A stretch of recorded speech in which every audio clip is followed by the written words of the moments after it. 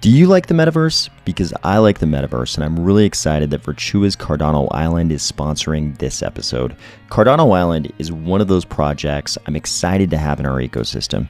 There are small, medium, and large plots, also condos, plans for 4 main sections, different zones and districts, fan caves to display NFTs, 6 different land resources, land bots, non-player character slots, slots for our Cardano Summit 2021 NFTs, other games, and lots more features.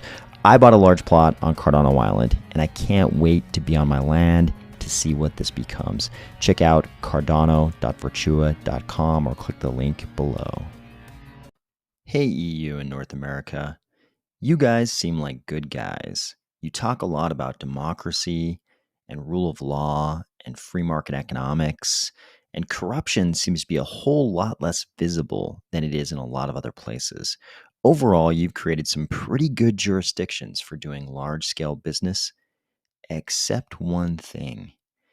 You seem to be doing everything possible, accidentally on purpose, to drive our industry away.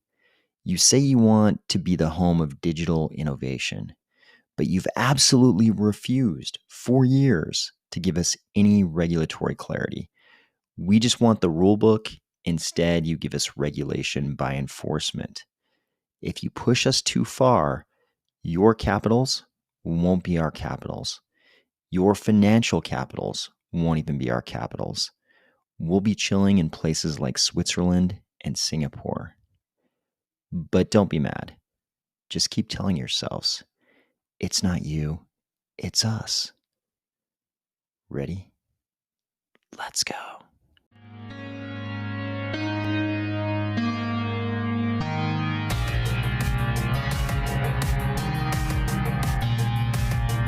Today, we are going to discuss the Canadian selective transaction caps, DAOs like Liqwid wanting to form nonprofit associations in jurisdictions like Switzerland, ETH core devs threatening to quit over censorship issues or potential censorship issues, at least on the all core devs call today, some interesting discussion on Hydra versus ZK-Rollups, watching some of our worst critics getting dunked on, and just a few metaverse updates. If you're a child of the 80s and at first glance you thought this was Castle Grayskull instead of the US Capitol, or if you're finding value in these videos each weekday, please consider delegating to the Army of Spies stake pool, ticker AOS. You might have seen this today, and if you're in crypto, your reaction was probably the same as mine. What? Why? So there was some clarification on this, but first let's go through what this actually says. This post says, new regulatory changes in Canada for crypto. You are allowed to buy as much BTC/ETH/LTC/Bitcoin Cash as you want, but any other crypto has a limit of 30K net buy per year. And the little screenshot says, if you live in an applicable province, net buy limits affect the net amount of crypto you can buy to 30,000. These limits reset annually. After 12 months have passed, your limit will reset. There are 4 unrestricted cryptos, the ones I just named. When you buy restricted cryptos, you use some of your limit. You will have an annual net buy limit of 30,000 if you live in one of the following provinces. And they basically name all of the provinces in Canada except for Alberta, British Columbia, Manitoba, and Quebec, where there will not be net buy limits impacting you, apparently. So this sounds pretty bad, and it doesn't really make sense. There's no rationale offered anywhere as to why this would be the case, why only some provinces are affected, why these 4 cryptocurrencies are chosen.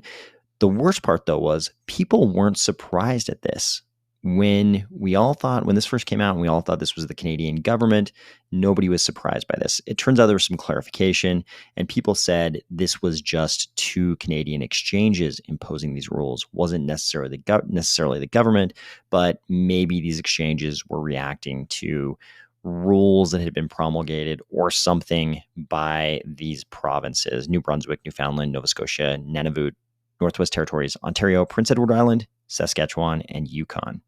Whether or not this was something done indirectly because of some kind of government action, or this was something done purely by the exchanges, probably doesn't matter as much as the fact that people were fully ready to believe that this was straight up edict from the Canadian government.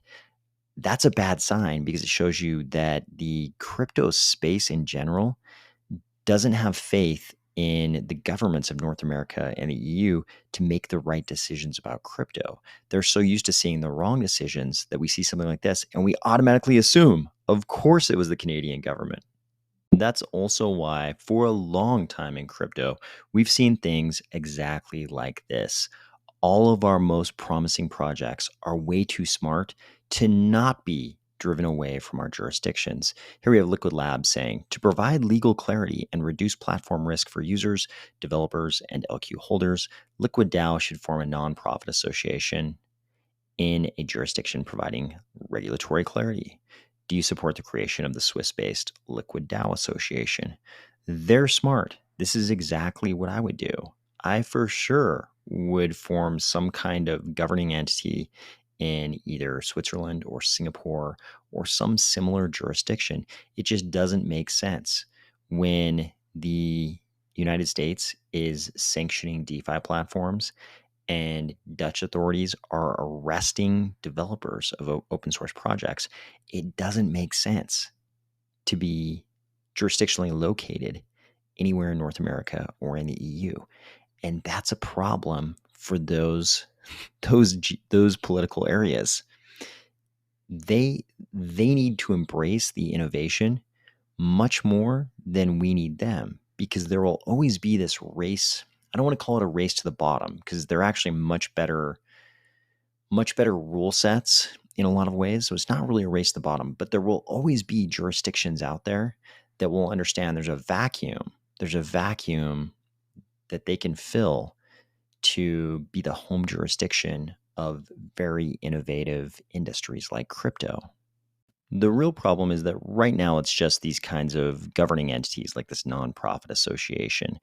But if they keep arresting our open source developers and blacklisting our platforms, eventually the developers and the founders could move to better jurisdictions.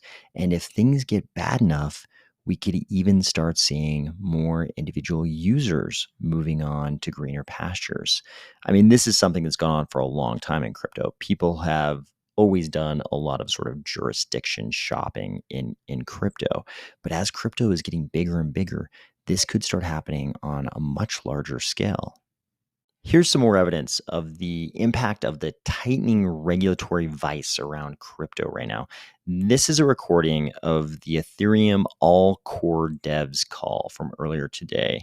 And they spent quite a bit of the call sort of in this free-flowing discussion of the censorship issues that we've covered quite a bit on this channel over the last couple of days. So we won't go back into the dynamics of what's happening there.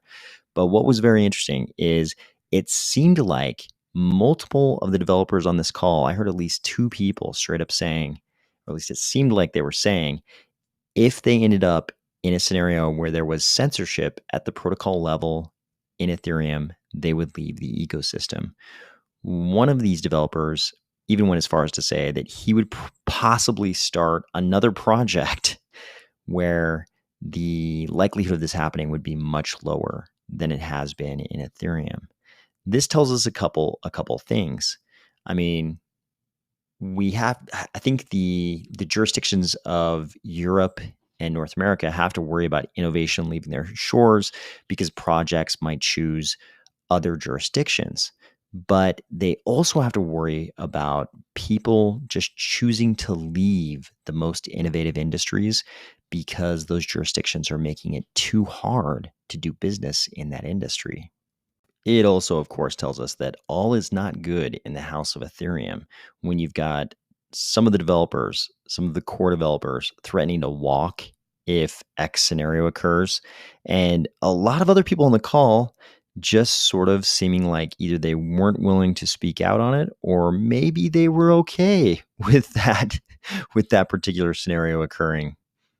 Of course, some people were probably also convincing themselves that the problem would just sort of go away because somehow people would end up not using the OFAC compliant middleware like Flashbots, but we'll see how all that turns out. In Cardano recently, there's been some interesting discussion around scaling. This is a thread that Orbis created. You already know that Orbis is the creator slash proponent of a ZK rollup solution for scaling on Cardano. And so they made this thread about Hydra. And there's actually quite a bit of information presented in this thread. It's pretty good to read. I strongly recommend you check it out just for learning about Hydra purposes. But as you would guess, Orbis, they're proponents of their ZK rollup solution a lot more than they are proponents of Hydra. You already know some of my feelings around ZK rollups. I have give me custody or give me death problems with depositing my assets anywhere. Before too long, though, KTORs came along, and he made some corrections to the Hydra thread from Orbis. And pretty soon, Madi Winnetou came along, and he said the main complaint from Orbis that they've voiced out is that, and here he's just going to summarize some of Orbis's criticism towards Hydra. He says Hydra is currently state channels, not popular use cases. Since Cardano's L1 is optimized for data unavailability, meaning it is not easy to store a large amount of data and pay for it, it limits Orbis to deliver ZK rollups. KTOR said, I disagree with both claims. State channels are general purpose and capable of popular use cases. This is interesting because there's definitely been a very strong narrative, really for quite a few months, that Hydra won't be as useful as people think it will be because state channels are not capable of popular use cases. Here, KTORs is saying the exact opposite of that. Number two, he says hashes and proofs are data, and Cardano is geared towards sharing proofs while storing larger data off-chain as it should be. The chain isn't a database, it's a ledger. I think this second point is a very important perspective on sort of blockchain philosophy. This idea that blockchains shouldn't be used as databases, they're ledgers. You should do your database activities somewhere else. Use the blockchain for what it's good at. That's being a ledger. This is a point that Charles has made. And the first time he said it, I knew he was right. He said, blockchains are terrible databases. And that, of course, is why Cardano was intentionally architected to not be good at storing large amounts of data, because blockchains in general aren't good at storing large amounts of data. So why don't we just do that off-chain and do the on-chain stuff that blockchains are good at doing on-chain? Well, I think that second point is very accurate. I think the first point might actually be even more interesting. State channels are general purpose and capable of popular use cases. Of course, the question is, what are those use cases? And Roman Pellerin jumped in to say, state channels are great for multiplayer game sessions. Hydra Head protocol is great for anything that is time-bounded and connecting a set of end participants. This is a very interesting sort of intellectual avenue to go down. If the metaverse is getting very big in crypto and state channels are great for multiplayer game sessions, what could possibly be built out with our Cardano metaverses and Hydra? It sounds like there's a lot of room here to do some interesting things, because metaverses are, well executed metaverses are nothing if not multiplayer. Lately, one of the great pleasures of being in the Cardano community has been seeing some of our harshest critics getting relentlessly dunked on. And we had some more of that just recently. When we click through, we get this thread. When you see Ethereans comparing proof of stake on Ethereum to proof of work on Bitcoin, you know they are confused. You should be comparing it to proof of work on Ethereum, because that is what you are changing. And he got a response from this poster, who apparently is a part of this podcast. People keep telling me it's called the Bankless Podcast, but I wouldn't be surprised if they change their name at some point soon. And this exchange explains why. He responded, "It's inappropriate to compare proof-of-work miners to centralized exchanges. Laugh out loud." And the original poster came back. But central exchanges are your validators, mate. And of course, that's pretty accurate, because if you look at the largest validators on the Beacon chain, they're these gigantic centralized exchanges like Coinbase and Kraken and Binance. And they, along with some entities like Lido, control this gigantic majority of the validation power on the network. And if you think about the activities of these giant centralized exchanges lately, they're starting to do a lot of things where it seems like they're taking deposits and they're paying yields. I mean, they start looking a lot more like banks. And since they're, a lot of the biggest validators, it seems like this post-merge Ethereum blockchain is going to be a blockchain full of banks.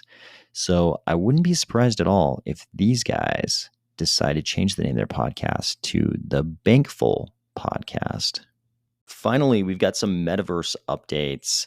Virtua gave us a look at the Cardano towers that will hold the condos, and they look like this. I think one of the most intriguing things, I like the designs. The designs are very futuristic, and it's more of this kind of like organic futuristic design. At least to my eyes, it's kind of organic looking. Probably more so these two than that one necessarily. But I think the cool thing about these towers is that they seem to be right along the seashore, which is a little bit different from what looks like the positioning on the map of a lot of the regular land parcels. So I'll be very curious to see where these fall on the map. Pavia also floated this idea. They say, we've got lots of suggestions coming in for additional uses for the OG Ready Player Me avatar merch, from using them as keys to unlock unique content, discounts within the metaverse, VIP access, and even OG Golden Circle areas at future events. Should we consider these extra things? I think this is a pretty predictable vote. 93.3% of people so far out of 702 votes, have voted yes, more use cases. I don't think there was much of a chance people were going to say like, no, don't make my avatar merch NFTs, more useful. Don't give them more utility. People rarely seem to have that answer when it comes to their own NFTs. But I think this is a good trend to see. I love the idea of metaverses using NFTs as keys to unlock certain things. That could backfire too if it's too much of a stratified environment where without these special NFTs, a metaverse gets too stratified and you're too limited in the things you can do unless you buy these additional NFTs. I think we can all imagine how that can go awry. But I like the idea of people with these avatar merch NFTs, getting some additional utility out of them. So we'll see how all this turns out. I hope you're getting ready for a great weekend. We're in the middle of August. It's still summer. It's probably hot out in a lot of places. I hope you're in one of those places that's going to have great weather this weekend and you get to go do something fun. I'm going to try myself, and I'll talk to you soon.